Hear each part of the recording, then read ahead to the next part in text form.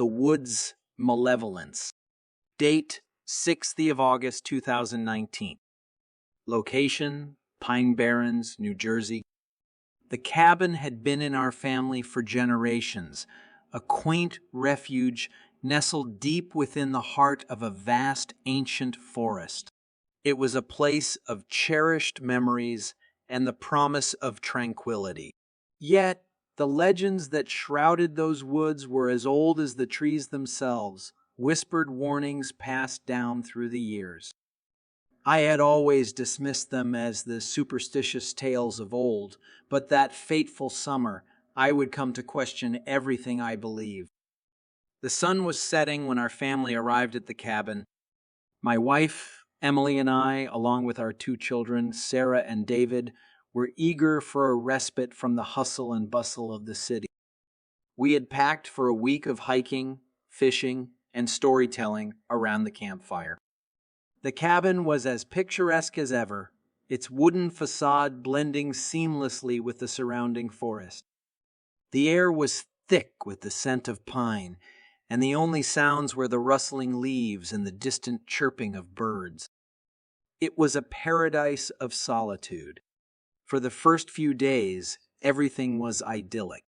We spent our time exploring the woods, swimming in the crystal-clear lake, and telling stories of the past.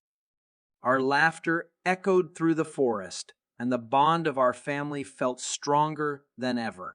But as the days turned into nights, a subtle unease settled over us. Strange noises emanated from the depths of the woods like whispered secrets carried on the wind. Shadows danced at the edges of our vision, vanishing when we turned to confront them. One evening, while we sat around the campfire, Sarah's face grew pale as she stared into the woods. "Did you see that?" she asked, her voice quivering. David and I exchanged uneasy glances, but there was nothing there. We dismissed it as Sarah's overactive imagination, but the feeling of being watched lingered. Determined to dispel our mounting unease, we decided to explore the woods during the day. What we discovered sent shivers down our spines. Symbols were etched into the trees, strange patterns that seemed to pulse with an otherworldly energy. At the center of a small clearing, we found an altar adorned with withered flowers and odd, unidentifiable relics.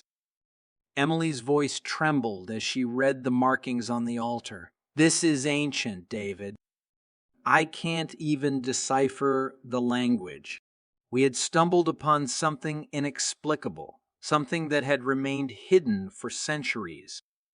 The forest was keeping its secrets no longer. As the days passed, the forest seemed to grow darker.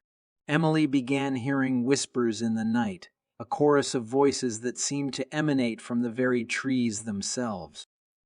David claimed to have seen ghostly apparitions, figures that vanished as quickly as they appeared. One night, as we sat huddled around the campfire, a sinister shadow loomed at the edge of the forest. It was a tall, grotesque figure, its eyes gleaming with malevolence. We watched in horror as it moved closer, its movements unnatural and unsettling. With a scream, Sarah bolted for the safety of the cabin. Emily and I followed, our hearts pounding with fear. The creature pursued us, its inhuman speed closing the gap between us. We slammed the cabin door shut, our breaths coming in ragged gasps. Through the windows, we could see more of these dark, twisted beings emerging from the woods. They surrounded the cabin, their eyes fixed on us with an unrelenting hunger.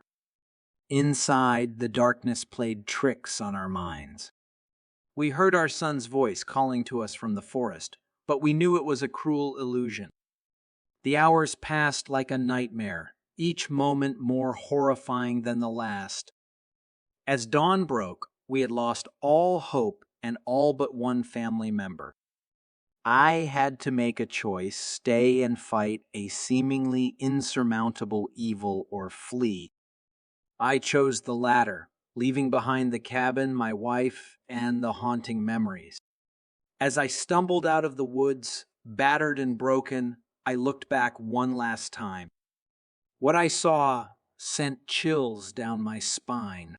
The forest had swallowed the cabin, and a blood-red moon hung ominously in the sky. I was the sole survivor, left to tell this horrifying tale. But even now, I can't be sure if what I experienced was real or if the woods had twisted my mind beyond recognition. The malevolence of those woods still haunts me, and I fear it always will.